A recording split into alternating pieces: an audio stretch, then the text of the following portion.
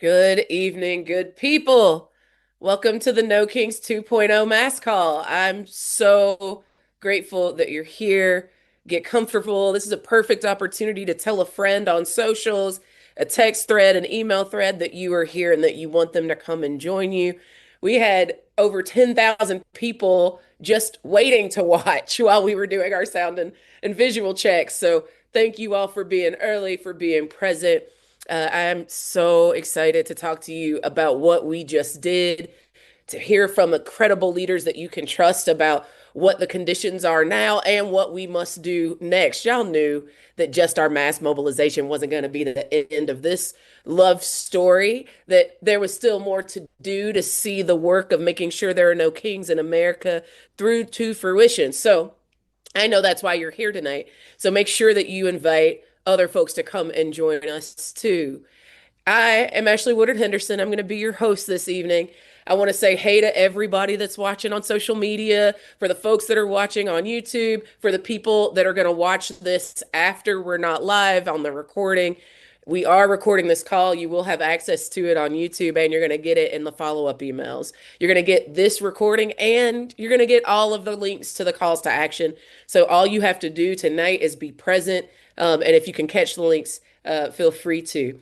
Y'all, the chat is turned off tonight because there's so many people, and we want to make sure that you get to focus in on the incredible stories and information that's going to be shared with you tonight.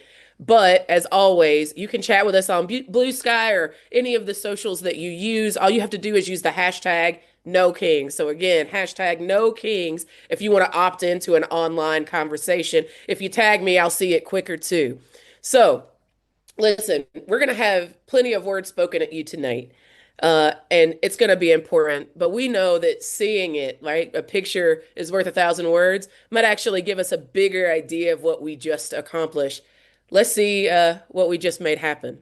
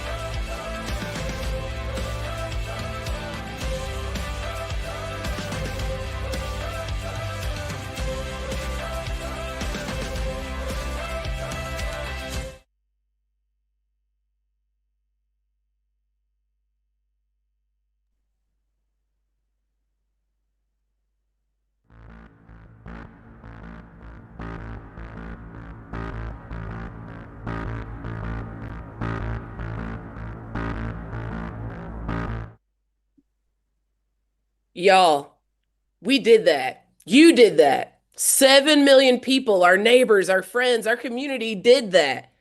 Over nearly 30, 70 some odd partner organizations from all over the country, from massive base building organizations to teeny tiny community defense groups. Y'all, we did that. And if you haven't seen it, I want you to go to nokings.org/partners. Again, I want you to take a second, pull out your phones. If you're on your laptop, go to nokings.org/partners. And I want you to scroll through that list. And when you scroll through that list, I want you to see the partners, the people, the hosts, the safety leads, the marshals, the media mavens, the staff, the volunteers, the elders, the youth, the first timers, the old heads, every single one of us that made this historic moment happen. And I want you to just take a moment to think about them and say thank you. Because together, against all odds, against all difference, we did that. We made it happen. And I don't know. I've heard a lot of chatter. I've read a lot of chatter about like, oh, well, like what's one march going to do? Well, I want to tell a little bit of a different story really quickly because not only was it not just a march, we didn't even just start there. Y'all remember because some of y'all were with us when we were doing We Are Worth Fighting For gatherings in our communities and just bringing our neighbors together to make meaning of the moment and build up a community, right? It's a practice. It's not just a place, right? So some of y'all were there, and then some of y'all then activated again when we did hands-off rallies all over the country and made history together then. And then some of y'all were there with us in June when we did No Kings 1.0.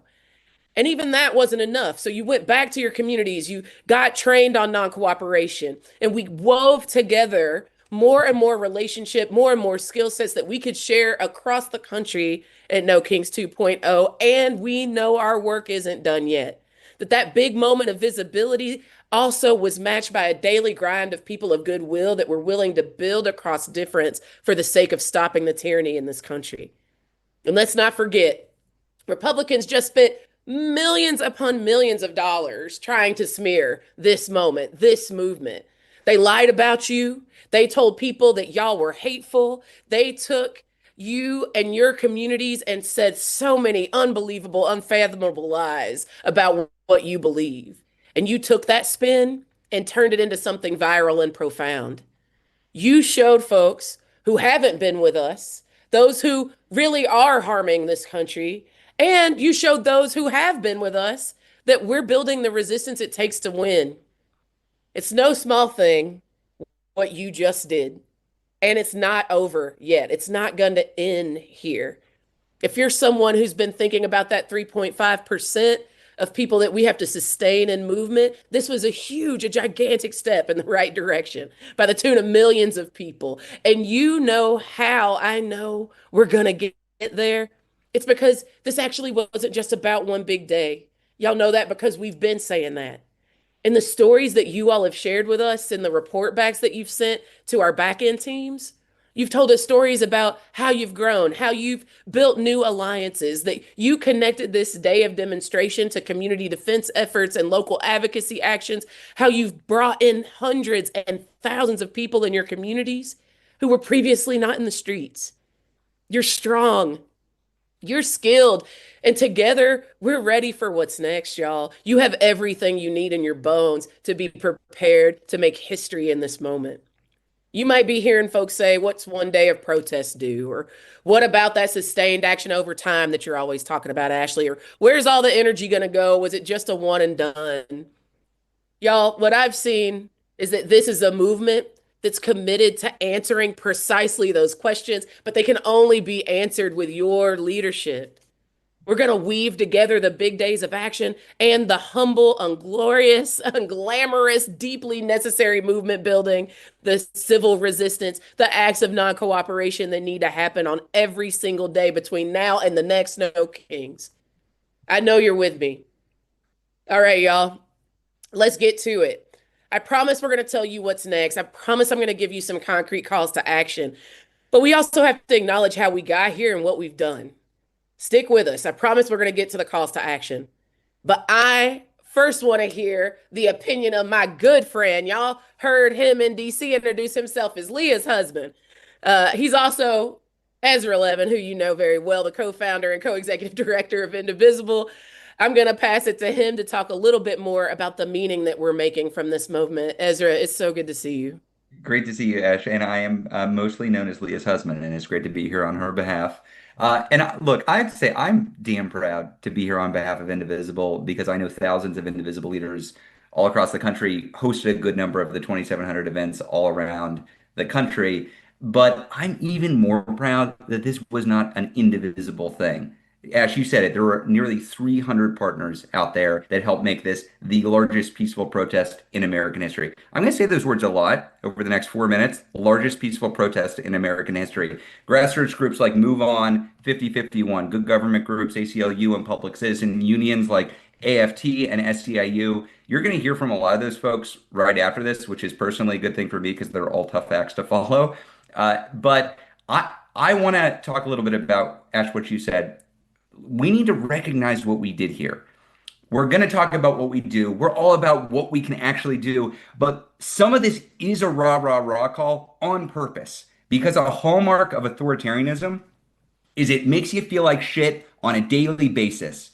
That's what it does. And so, in that environment, during this authoritarian breakthrough moment, celebrating success is an act of defiance. We refuse to be driven into depression and fatalism by these bastards. We're not going to let them do it. So, bear with me a sec. How did Saturday go for you? Was it incredible? Yeah. Was it enormous? Yes. Was it life-giving? Hell yeah. Did it restore my faith in American democracy? Well, here's what I'll say. It gave me some real hope. It gave me some real hope. I'm not going to tell you what to feel, but I'll tell you what I felt. I'll tell you what I saw. And I saw it in that montage that we just saw, in those videos and those pictures. Joy and power, again and again and again, all over the country. And I'll tell you how the historians are going to describe it. I've said it already because it's true. The largest peaceful protest in American history. If you're sitting in a room somewhere by yourself, if you're in a big group, if you're watching this in a bar, don't feel awkward about it. Say it out loud with me. The largest peaceful protest in American history. That's what we did, y'all. Every single state, every single congressional district. Hell, MAGA Mike Johnson had 11 No Kings protests in his own damn district. John Fetterman, the Democrat currently voting with the Republicans to keep the government closed down and raise your healthcare prices. 86 events in Pennsylvania on Saturday, 90 in Ohio, 101 in Texas, 118 in Washington State, 147 in Massachusetts, nearly 300 in California, y'all. This wasn't blue America. This wasn't red America. This wasn't urban America or suburban America or rural America. This was America. The America everybody on this call believes in all of its diversity, in all of its geography, in unison, saying with one clear voice, we don't do kings here. And this day did not come out of nowhere, y'all. Ash, you mentioned it earlier. We saw the studies that said 3.5% of the population, Erica Chenoweth, Maria Stephan, these scholars in authoritarianism, they say 3.5% engaged in pushing back against the regime. That's enough to turn the tide in the fight against authoritarianism. In the US context, 11 to 12 million. How are we doing? In April, for Hands Off, 3 million people in 1,300 events. First No Kings Day in June, 5 million people in 2,100 events. On Saturday, 7 million people in 2,700 events. 3 million, 5 million, 7 million. Connect the dots, y'all. Extrapolate out. This regime is on its way down, sinking to its lowest levels of popularity ever, and we're bigger than ever before on our way to the 3.5%. That's what we're doing. And it begs the question, what's next? What do we do next? How do we keep on building? No successful anti-authoritarian movement in the history of the world has relied exclusively on one-day protests, even historic, incredible, life-giving one-day protests like Saturday. Successful movements grow, they evolve, they diversify their tactics, and they do new things together. So yeah, look, there are going to be big mobilizations in our future, but before that, there's going to be overreach from this regime. We're seeing it with our own eyes. They're dominating media institutions. They're dominating universities. They're bullying businesses and political opponents. And we need a coordinated way to respond quickly and powerfully with the full force of this movement. The era of capitulation and obeying in advance, that's over.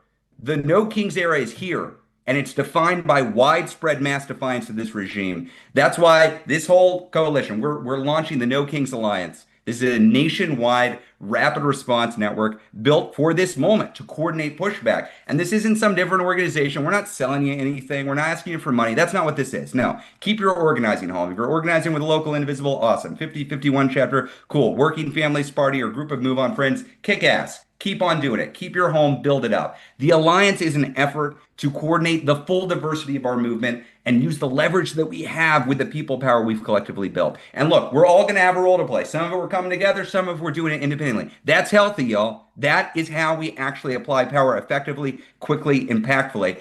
At Indivisible, we're talking a lot about boycotts and economic power. We should learn from Disney and ABC and Kimmel. The regime bullied the institutions and democracy, sat up a little straighter the next day, is a little bit more confident. Rinse and repeat. This is not about Trump. It's not about the tech fascists or the billionaire backers of this regime.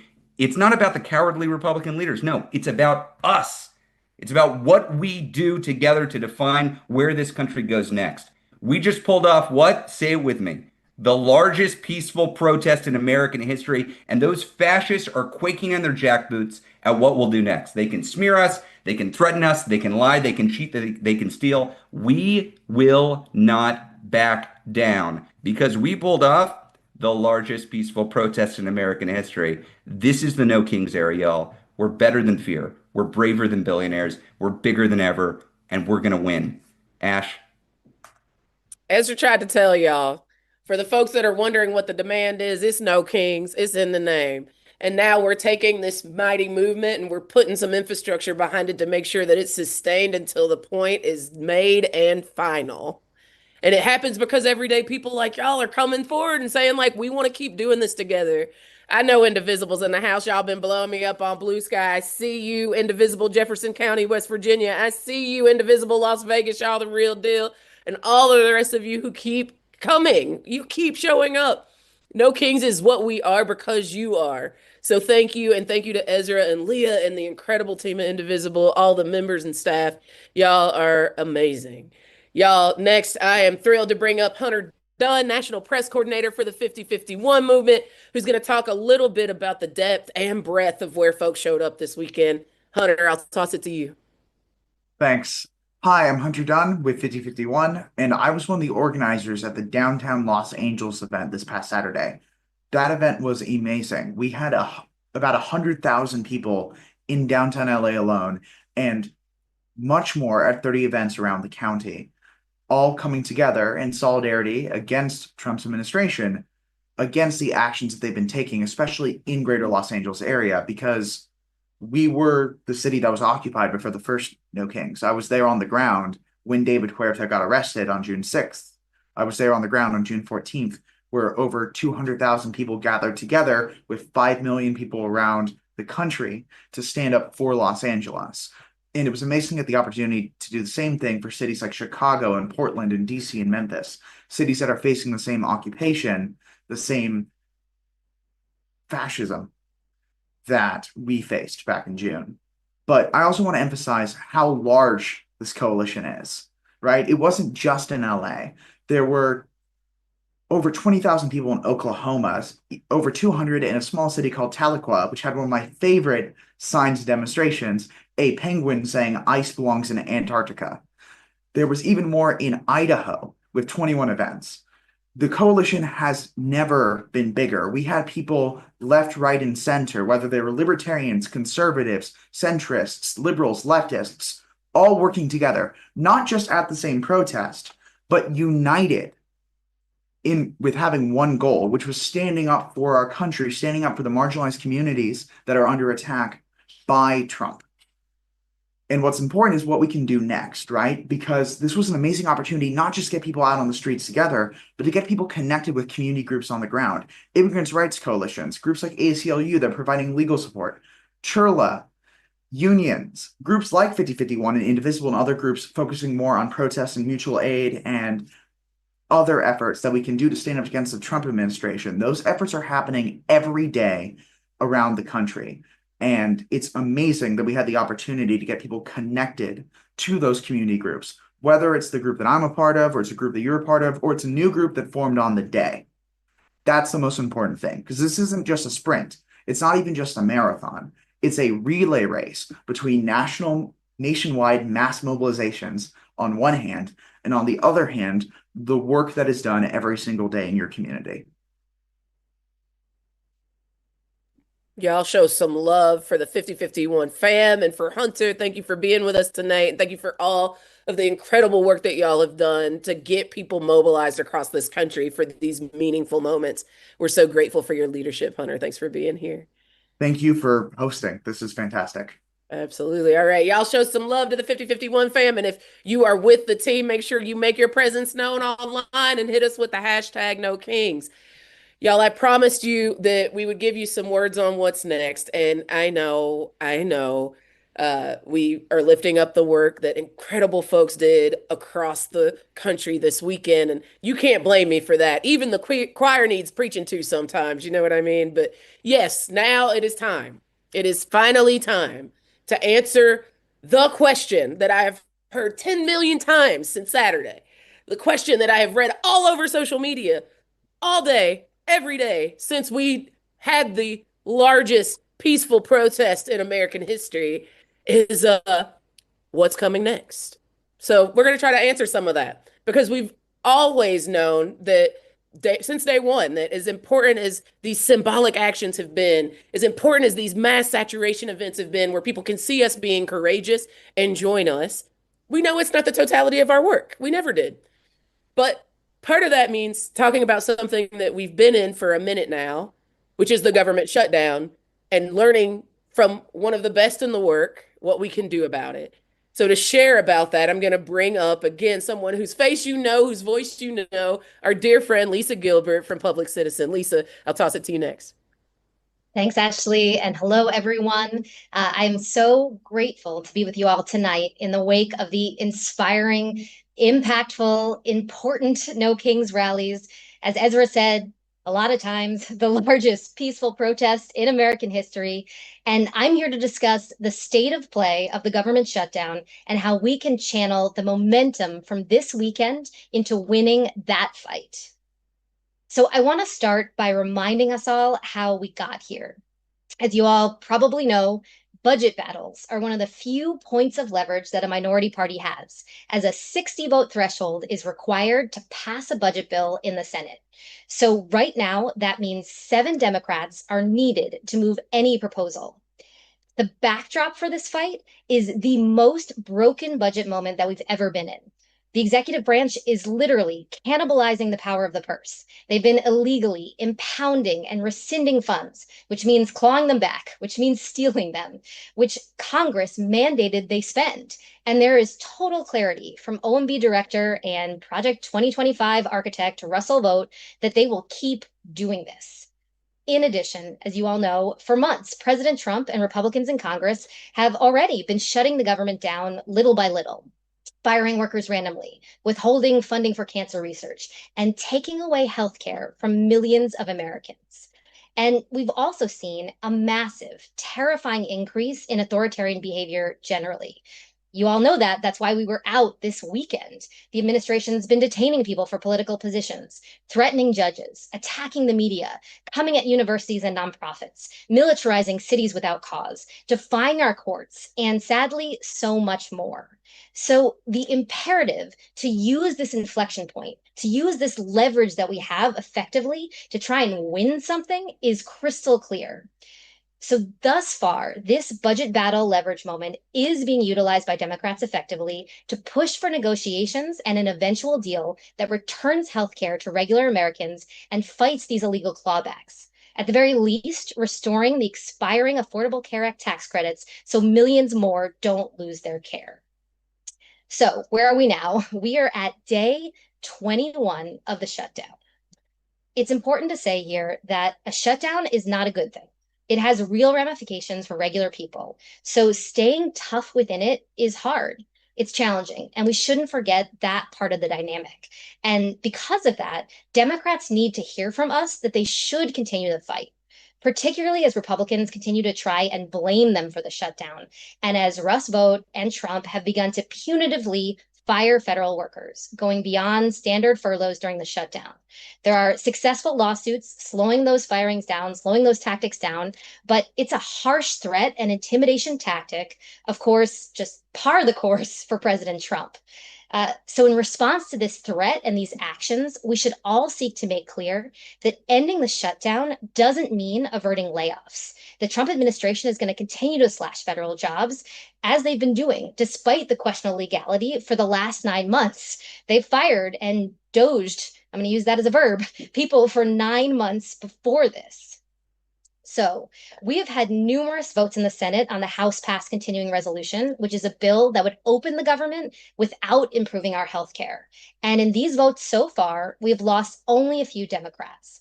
So thus far, we are doing really well and they are holding the line.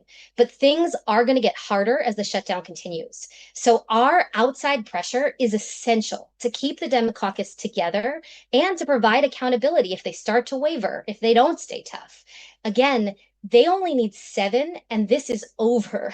So we all need to do anything we can and everything we can to ensure we win something from this moment, both on our healthcare and on guardrails against future illegal cuts. So, as Ash said, there are things we can do to impact all of this, and we have 2 calls to action. There's a simple thing you can do right now, and there is an easy action for you to sign up to take.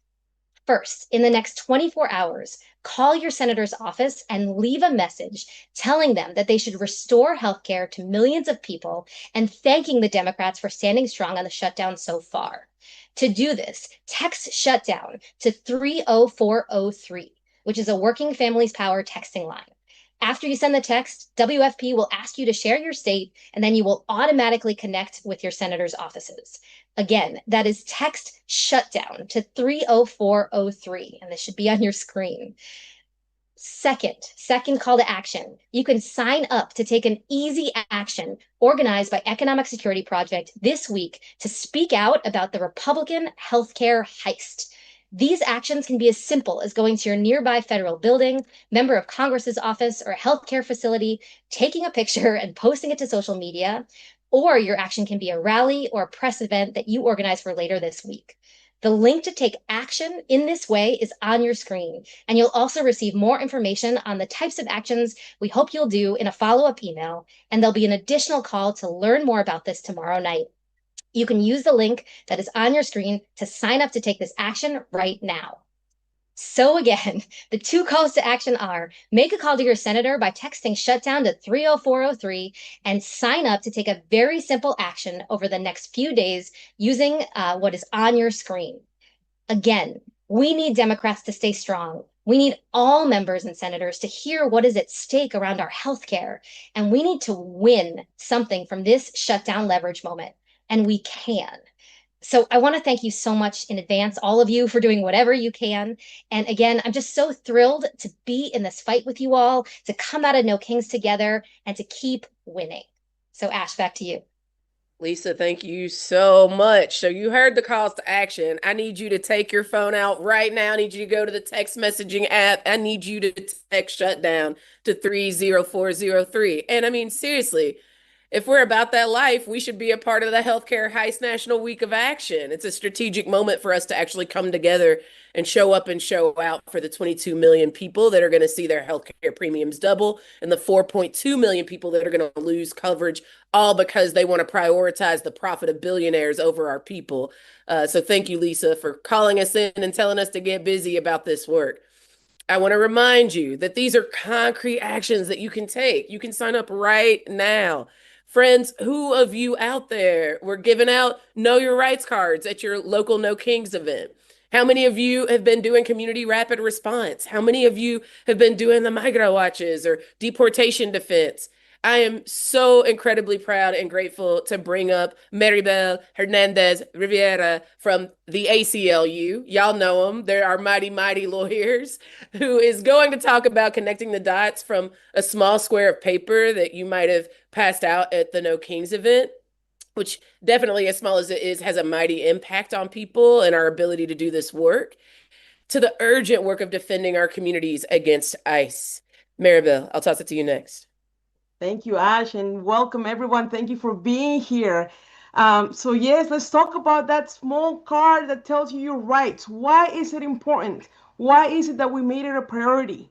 Let me tell you, we know that knowing your rights can help you, one, understand that the law is on our side because the Constitution protects all of us, whether we are documented or undocumented, citizens or not. We are protected by the Constitution. Number two, knowing our rights can help us understand what's going on, can help us understand what to expect, and that way we can decide how we're going to respond. Number three, knowing our rights can help us determine what information we're going to write down, what information we're going to record, so that we can have that information in case there are violations and our lawyers need them. And also, so we can have that information and we can show it to the world how the abuses of power are happening right now in our country. So, in preparation for the largest peaceful protest in American history, we conducted Know Your Rights trainings in English and Spanish. 25,000 people, 25,000 of you attended those trainings. We know that knowledge is power, so we talked about Know Your Rights, but we also talked about practical tips for how to stay safe and how to adhere to nonviolence. Now, let me tell you what's next. We have a resource guide on our website, nokings.org/KYR. Here, you will find one, materials on how to prepare for a protest. So you will see materials for preparing ahead of time, materials for protecting yourself digitally before and after a protest, materials for how to de-escalate and remain safe, and materials for how non-citizen protesters can reduce risk when protesting. So that's one. You also can find Know Your Rights materials, including how to have our protesters' rights, know your rights during an arrest, know your rights after you're released, know your rights if confronted by ICE, and immigrant rights if detained by federal immigration authorities. In addition to that, we have information on how to organize a community response. So you will find information on how to prepare for a rapid response rally, how to organize against ICE in your community, how to respond to federal and National Guard occupation, how to respond to campus repression, and how to advocate to defend the right to protest. Now, we talked about the cards. On our website, you can also find the cards. I have to tell you that prior to the largest peaceful protest in American history, we mailed and shipped 3 million English and Spanish cards to event organizers for distribution at the rallies. I know I saw them, they were there, and what I want you to know is that we also have them on our website and we have them translated in 10 different languages. So just go to nokings.org/card and you can print the cards from there. Now, I want to end by thanking you. Thank you for being part of the movement.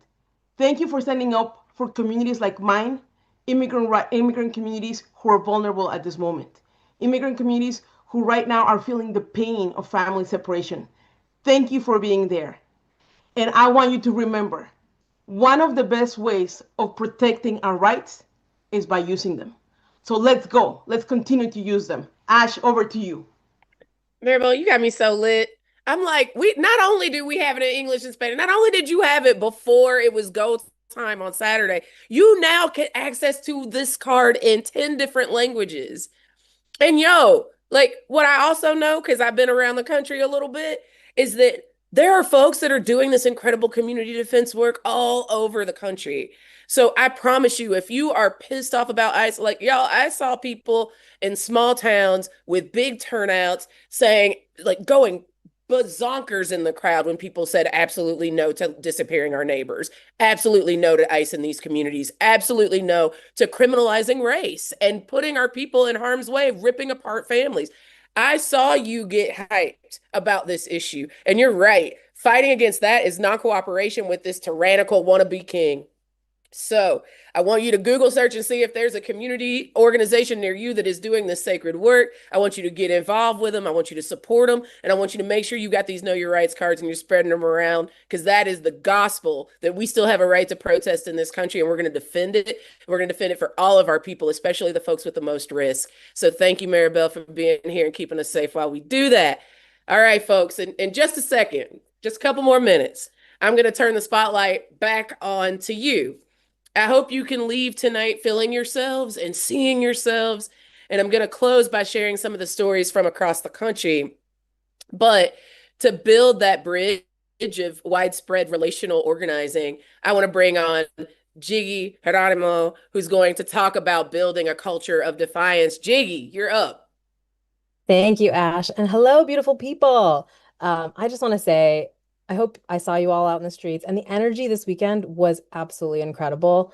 And seeing the video at the beginning of just the seas of people flooding the streets in cities all over the world was like a shot of adrenaline right into my veins. It's so easy to watch the news and just feel so alone, but knowing that there's at least, because there's lots of people who agree with us who didn't show up, at least 7 million people who want a better America is just incredibly cathartic and relieving. And so what we did this weekend is we also took it straight to their narrative and disrupted it. The Trump administration desperately wanted a narrative of chaos and disorder because they want a pretext to crack down and invoke the Insurrection Act and come after us. But the vibes this weekend were immaculate, y'all. I could see the inspiration from our friends on the ground in Portland who have been demonstrating how to turn the opposition's narrative upside down for several weeks now. I saw joy. I saw fun. I saw song. I saw dance. I saw marching bands. I saw costumes. I saw humor. I saw mockery. All of that was beautiful. And it's just really hard to paint Americans exercising their right to free speech through song and dance and inflatable costumes as violent domestic terrorists. So bravo to all of us. But so in the wake of any like big successful event like this, people are going to ask, what did we accomplish and what's next, right? That's why we're having this call. So I want to start a little bit with what we accomplished, because what we know from political scientists who have studied authoritarianism around the world is that mass mobilizations are important, but they are one tool in our toolbox, and they do accomplish a few things, right? Firstly, they are a symbolic demonstration of the size of the opposition. And some people might question, I'm sure you're seeing on social media, right, the utility of symbolic actions, but they are really important in challenging authoritarian narratives, right? Trump would like us to believe that we're just a handful of people, but everybody loves him. But 7 million people in the streets in, again, the most peaceful protest in American history paints a very different picture and directly counters that narrative. They also create good vibes and social proof. Social proof is basically the FOMO effect, right? It's this social phenomenon where you tend to do things because you feel like other people like you, your friends, your family are doing them too. And so it's one of the most powerful drivers of human behavior. And so when we get 7 million people out, we send a message like, hey, this is what we're all doing. We're all defying, we're all protesting this regime.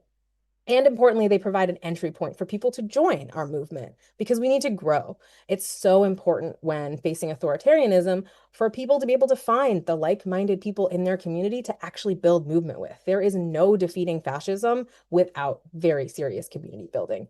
And so that's why having these events in every community is so important, so that people can find their people. And we need to find our people if we are going to free America from fascism, because we are in the early stages of this fight. I know that the past 10 months have felt like a decade, but this is the very, very beginning. We are just getting started. And so we have to remember that right now we have to focus on growing, organizing ourselves. We have to fight like hell to make sure that we actually have free and fair elections in the future. And we have to defy and disrupt the actions of this regime so that we can slow down all of the harms that they're inflicting on our community. So like I said, mobilizations are necessary, but they're one tool in the toolbox. And so what we know from anti-authoritarian researchers is that a mass civil resistance taking sustained collective action over time is necessary.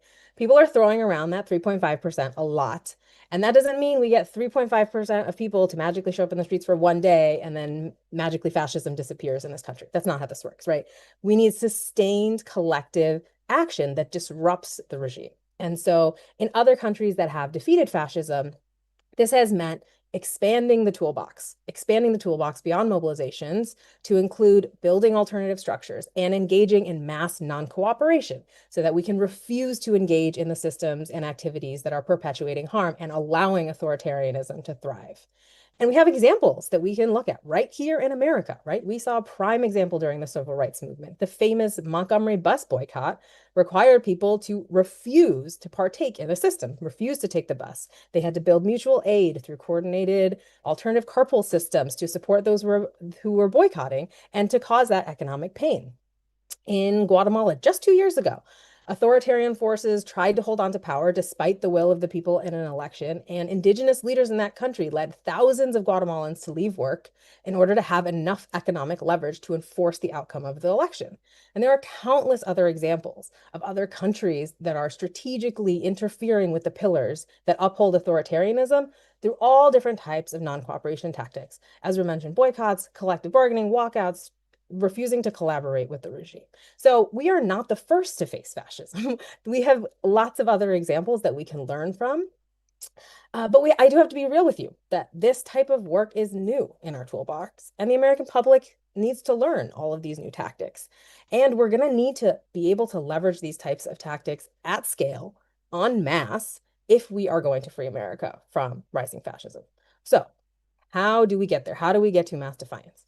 There's a lot to say and a lot to do on that. But I want to take us and focus on one thing right now that literally every single one of us can do every single day from the comfort of our own homes. And that is to help to shape the narrative to build a culture of defiance. AKA, we basically need to make resistance cool so that people, one, want to join our movement, and two, people get socialized to these new and different tactics to fight authoritarianism. So what does that look like? What do we do to shape the narrative? We are all online. We are all scrolling. We are all posting, right? We are all in what we post and what we share every day, shaping the narrative. And so we can change the things that we share, the stories we tell, so that we can bring people into our movement. So firstly, people need to understand that we are indeed living under authoritarianism. If we want them to take new types of actions, they need to realize that we are not living in the normal times. And so that means sharing the types of stories that make that reality clear. Some of the horrifying ICE abductions, the military deployments, the free speech violations, there is no deficit of examples of the fascism that is on full display here. And the more that we share that, the more that we share that reality with people and people can understand the stakes. Secondly, people need to feel the impacts personally. And so that means sharing the real ways that everyday people are hurting. Lisa already talked about the impacts from the shutdown, the skyrocketing costs, the healthcare premiums that are going to skyrocket on November 1st, farms, hospitals shutting down. As time goes on, more and more people are going to see and feel the painful reality of fascism, and we need to be ready to catch them and channel that anger into action. Third, we have to be ready to place blame on any and all who capitulate and support the regime and use our collective power to hold them accountable. And Ezra already mentioned the example of Jimmy Kimmel. When ABC canceled Jimmy Kimmel, 1.7 million Americans canceled their Disney Plus subscriptions within a couple of days. And within a week, Disney lost nearly $5 billion and reversed course because money talks. They met our demands and they reinstated Kimmel's show. So this is a perfect example of how people power can hold those who capitulate accountable. And then finally, I already said social proof is one of the most important drivers of human behavior. So if we want people to join our movement, they need to see other people taking action. They need to feel like everybody's doing this. Their social feed needs to be flooded with content showcasing the resistance so that they look out on their feed and they say, wait, there's this mass movement against fascism happening. I better join that too. Everybody I know is doing it. And so this is where you come in, right? Every single day, you can share your story. You can share your perspectives on what is happening. You can help to amplify the stories of the resistance. So share your photos and videos from No Kings. Right after this call, go do that. You can give your takes on what's happening in the world. Share videos of your neighbors as they chase ICE out of their neighborhoods. Share clips of inflatable frogs showing us the joy of resistance. Share the articles of state and local actors that are stepping up. They're enacting ICE-free zones. They're protecting the communities and providing for their communities when the government fails. There's no deficit of people fighting back against fascism in this country. People are just not seeing it. And they're much more likely to trust it if they see it and hear it from someone they know. So obviously, while we are just getting started and we have a very long way to get to mass defiance, we have 7 million people who just raised their hand and moved their bodies into the streets to fight back. And so to keep the momentum going, as we already mentioned, No Kings is going to be sending out weekly rapid response calls to action. And whatever the moment requires, we're going to adapt. So these might be in-person actions. They might be economic pressure campaigns. They might be digital narrative actions. So stay tuned and we'll have something for you every week. And I will just leave you with this. Authoritarianism does not stand alone. It survives on silence, complicity, and cash flow. And we have the numbers and the power. And so together, if we keep this momentum, we can make it impossible for anyone in power, in profit, or in denial to capitulate. And that is the task ahead of us. And back to you, Ash. Jiggy just dropped the mic on us real smooth, like there's something you can do. There's plenty you can do, and you can do it every week. And No Kings is gonna come together, and we're gonna make sure that you've got it. Y'all show some love for Jiggy. Folks have been saying they miss you on the Freedom from Fascism briefings and on Blue Sky. Jiggy, you're getting a lot of love. Thank you for making it digestible what can be done in this moment. So many of us feel so overwhelmed by all the different attacks on our people that are coming from this administration and their ilk. And so if you feel overwhelmed, I hope this call, this gift that Jiggy just gave us made it a little bit more digestible what you can do from right where you are by being a trustworthy source of information about what's happening around the country, by posting what you're doing, right? By coming together and saying that we've had enough, doing non-cooperation in our neighborhoods. This is our moment, y'all. I'm so excited to be following the leadership of people like Jiggy. Thank you for being here. So I hope you're feeling fired up. But before we cover the next steps again, before I run it down, I want to offer a little storytelling. Can we have a little like story time with Ash for a second? Because I want to honor some of the stories and powerful moments that came out this past weekend. And I want to thank the incredible folks that have staffed No Kings that have gotten these stories written up and given to me so I can share them with you. I know that we already shared with you the video at the top, but folks, that's not even half. That, like, you don't even know that there's so much more. There's so much more from the stories that you've sent us.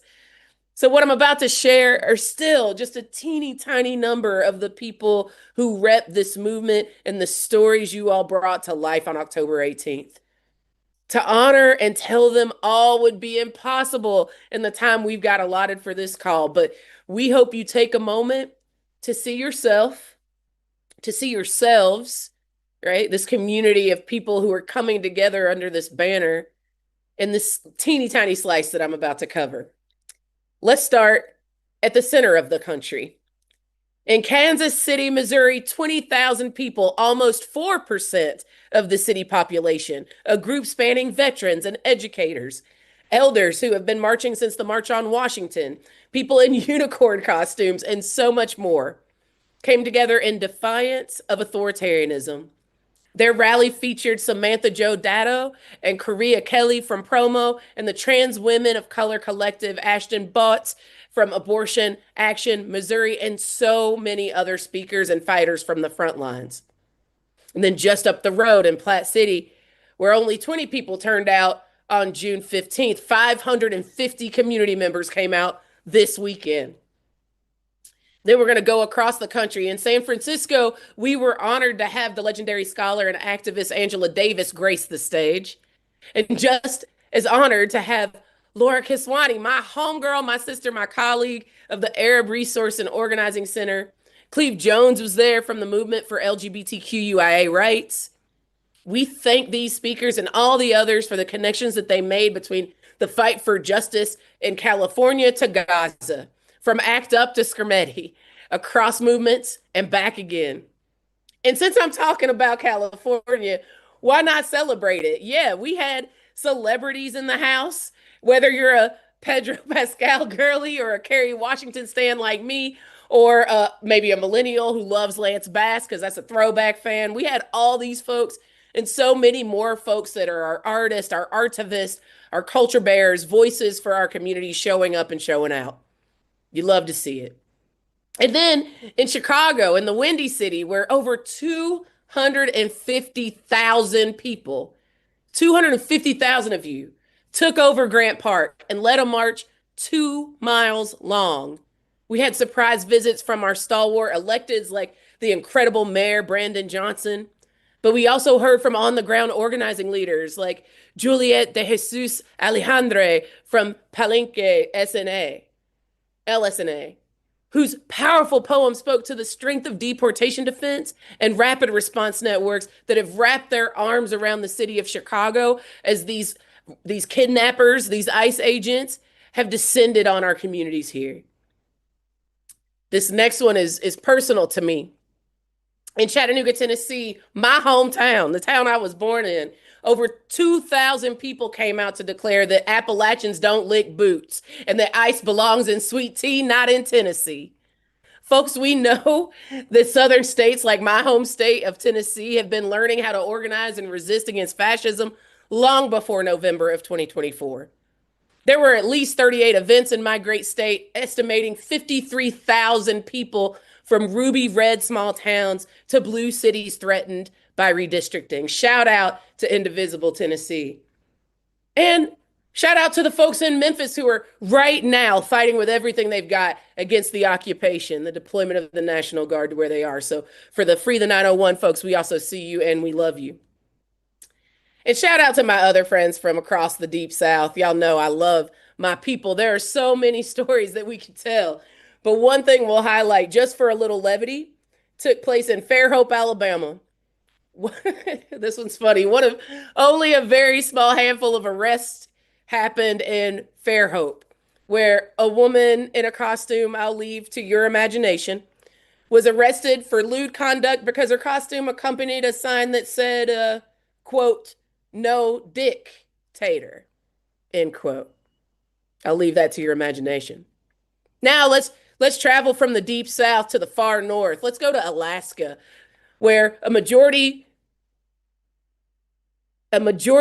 indigenous village with a population of about 3,000, 28 people showed up, even though they were in the middle of some snow. And we want to send some big love to our comrades in another part of the state, the folks in Western Alaska who have been experiencing and surviving the destruction from a typhoon. Precisely the type of weather event that's becoming more and more common as corporations and the wealthy refuse to make changes to protect our climate. We give a special shout out, some real special love to our indigenous members of the No Kings movement who fought the first round of authoritarianism and everyone to follow that as soon as it arrived to these shores, as well as all residents of rural and more isolated communities who are experiencing the brunt of harm from this government shutdown. We see you, we are you, we love you. And then let's go to Washington, D.C. We heard history lessons. We heard righteous humor and powerful testimony from people who we love, organizers and activists who put it all on the line for us, like Afeni Evans, journalist Mehdi Hassan, and leaders of the Free DC movement and Harriet's Wildest Dreams. Nene, we see you. Thank you to our friends in the Capitol who are holding down this resistance movement right on Trump's freaking doorstep, right? Because what we know is that if they can criminalize protests there, they're going to criminalize it everywhere. We see you. We see you fighting the occupation. We see you fighting for home rule, and we got your back. Now let's time travel across the country again. We're going to go to a place where our movement turned out on Saturday and overcame all sorts of barriers in order to do so. This is in White Plains, where a group of senior citizens at an assisted living center in White Plains organized a No Kings for Seniors event where roughly 350 people showed up. They ranged in age from 2 years old to 102 years old. That's how widely people understand that what's happening in this moment ain't right. Now we're going to go to Fort Worth, Texas. Not even pouring rain could stop those 8,000 people from turning out to say that we see this administration for what it is and we will not stand for rising fascism. Fort Worth, we see you. And sometimes these obstacles took a different tone. In Lakeland, Florida, and elsewhere, you told us that the Proud Boys showed up and they threatened you. They tried to intimidate your movement. But your well-trained peacekeeping teams de-escalated them, kept the crowd safe. Let me say it once again, folks. These aren't just skills that matter on the day of the mobilization. This isn't symbolic what we've trained to do. These were skills that we loaded up because they are ways that we can work together, we can build together, and weave together the day-to-day work of peaceful protest against authoritarianism alongside these mass visible moments of protest. You put in the work to build in your communities, and you're going to feel the fruits of that labor in the days, the weeks, the months, the years of our work ahead. We see you. Thank you to our loved ones in Florida. And that work changed minds in the moment. There were over 40 events across the state of Indiana, from Gary to Columbus and beyond, including LaGrange, Indiana, where the host reported, quote, 9 people came up to stop us. I talked to them and they all said they expected fires. This was a hate America crazy leftist burn the town down. And then realized they were being lied to.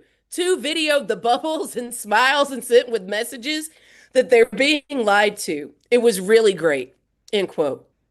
Folks, these events are not just connecting those who are with us already. They're changing the narrative for those who still need to wake up to a different path forward for our country. I'm running out of time, but let me rattle off some more. Atlanta, y'all showed out. Stacey Abrams, Senator Raphael Warnock, my brother, Dom Kelly from the New Disabled South. So many other leaders, from the nationally known to the locally beloved, on the stage in Atlanta. In New York City, our culture bears like Dred Scott from the Fall for Freedom artist movement joined Chet Osei and Maya Wiley and over 350,000 people in the streets, y'all. 700 in Mountainside, New Jersey, 400 in Trumansburg, New York, a town of 1,500 people. That's a quarter of their population. 16,000 in Milwaukee, 2,800 in Northfield, Minnesota.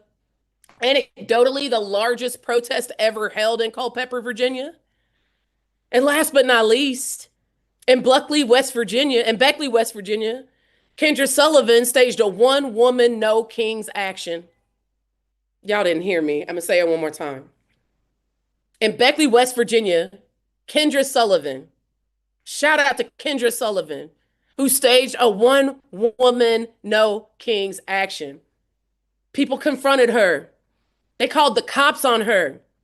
They physically threatened her, but she stayed.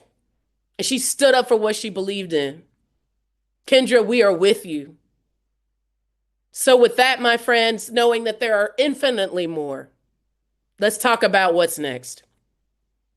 In a moment, I'm going to have links and next steps and all that jazz. You're going to get them in the follow-up to this call. But what I want to talk about first is the call to action that I can't share a link or a form for you to fill out, or a toolkit or an Instagram post or a known day of action to get to you. That's because it's the work of tracking within your own community to identify where and how you can mitigate harm, where you can protect the most vulnerable, where you can show up for each other, where you can build power. Some of the answer about what's next is dependent on you. I know so many of you are already doing this. You're already a part of the ICE Rapid Response Defense Networks. You do the mutual aid work. Some of you who live in sanctuary cities have local governments that have taken lawful steps of non-cooperation, like refusing to cooperate with the federal government and violating the rights of your community members. You're fighting the deployment of National Guard to your city. Again, shout out to Memphis, shout out to DC, shout out to LA, shout out to folks in New Orleans and Portland and others. Shout out to those of you that are pushing your governors not to send them from your state to another city. That's important work too. You're helping communities feel safe in their workplaces and schools and faith communities. That's what we've got to keep doing to weave together the work of protest and non-cooperation and mutual aid and building alternatives in between these big moments of mobilization. You're building big tent coalitions locally with folks of goodwill who believe in our demand, no kings. It can look a lot of different ways. And you all know what's best for where you are, working within the context of the communities you call home. At the end of the day, this is a movement made and led by each and every one of us in our own communities. When you ask what's next, I want you to remember you hold so much power to answer that question. And that with each other and with the folks that you were in the streets with on October 18th, we can land that plane. A big part of that is you start telling your No King story. You heard Jiggy say it. Gather your photos, write up a short story. Tell them what it was like to be there and the work that you did. It doesn't have to be perfect. It just had to happen. Share it on social movement, on your social media. Send the text messages, send the emails. Write a letter to your grandmother.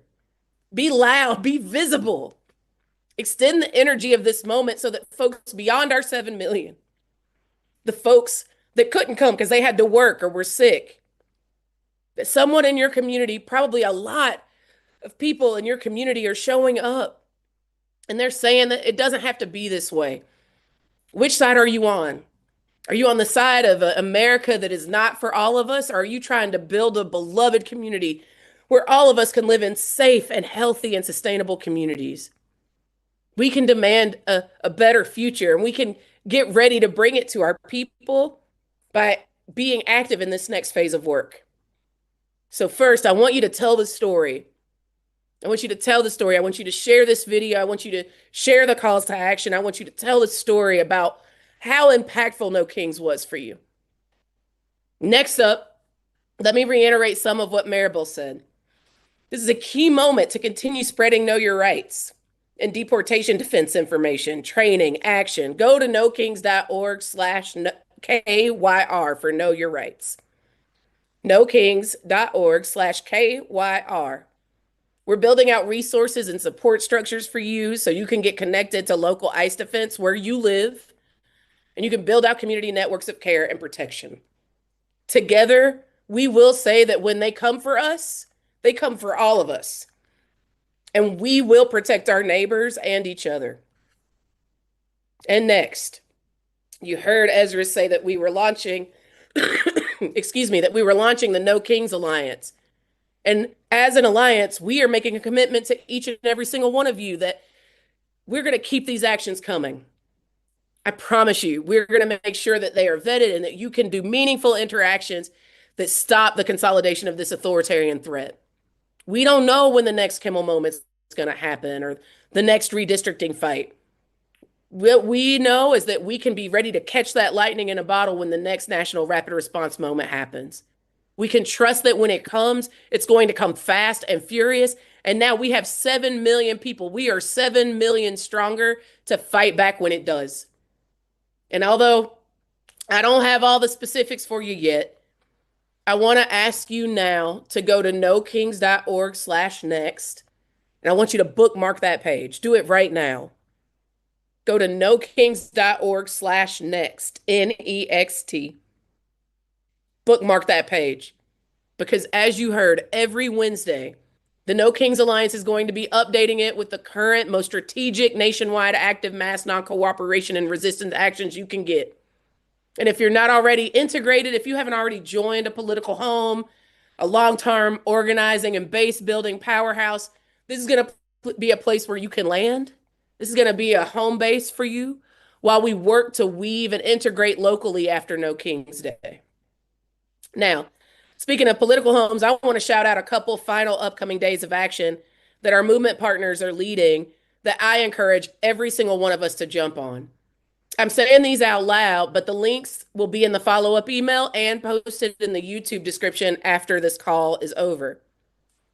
First, I don't want you to forget what Lisa already covered with the healthcare heist actions. And I know we moved really quickly, but you can see which side? This side.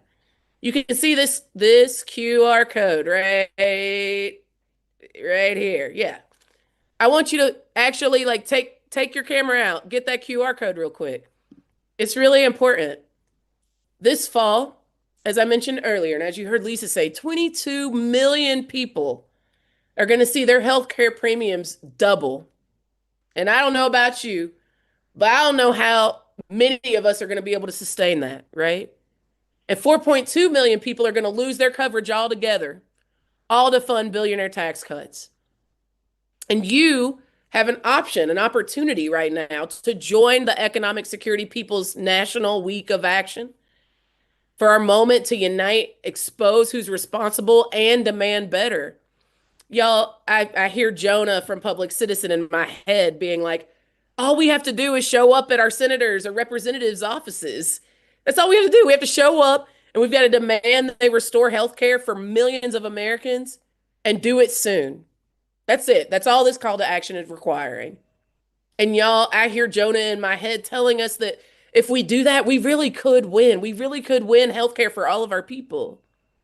So I want to remind you that that link is going to be in the follow-up email for you to sign up to host or to go and attend. They also have a movement call tomorrow, October 22nd. So be on the lookout for the email so you can get on that call. Also on October 22nd is our movement call for the Disappeared in America Weekend of Action. You might see some familiar faces there if you're planning on attending that call tomorrow. From protests at Home Depots to vigils outside detention centers, including the folks that have been protesting weekly at Alligator Alcatraz in Florida, to Day of the Dead events, honoring and celebrating the lives of our people who have been lost to detention and deportation. Thousands of us are going to take action together to say that we will not be silent as families are disappeared, as people's rights are dismantled, and democracy itself is threatened. And last but certainly not least, this upcoming week on October 23rd, for all the folks that have been hitting me up on socials being like, Ashley, we got to say something about voting rights. Ashley, we got to say something about voting rights. Yo, we totally agree. Now's the time not only to fight for voting rights, but also to prepare to defend and fight for as free and a fair election as we can get in this country, right? Now's the time. So this coming week on October 23rd, we're going to host the Movement Call for Early Vote Day. It's a new civic holiday that's focused on helping every voter know how, where, and when. Every voter will know how, where, and when they can vote early. So make sure you save the date, October 23rd. My friends, once again, all of those links, every single one of those calls to action is going to be shared with you in the follow-up email and in the YouTube description after we're done tonight. And you'll be able to hear them again because this video is being recorded. I want to thank each and every one of you for being with us on Saturday. I want to thank each and every one of you for being here with us tonight. And I want to thank those of you who have already made a commitment. And maybe it's temporary or maybe it's a lifelong commitment to the hard work ahead. This movement is ready for what's next. I believe it in my bones. What I know is that you're going to leave this call, this place where we've created a sense of belonging and collectivity, and you're going to go and you're going to do these calls to action, and you're going to hear a lot of noise about maybe it's impossible to stop this authoritarian train from moving. But what we know is that we've been up against this fight before, and our elders and ancestors not only won, but they won with less resources than we've ever had access to. And what I know, because this was, again, the largest peaceful protest in American history, is that if we have already done impossible things, you cannot tell me that fighting to collectively save this country and the semblance of democracy here, that our ability to protect and defend our communities, our ability to make sure that democracy is accessible to all people is not a pipe dream. It is just something that we are going to have to work hard to get. And I believe in working hard. And I believe we're ready to do it. So I am so excited to see each and every one of you take these calls to action seriously. And we will see you in the streets. More to come. Take good care. Have a good night.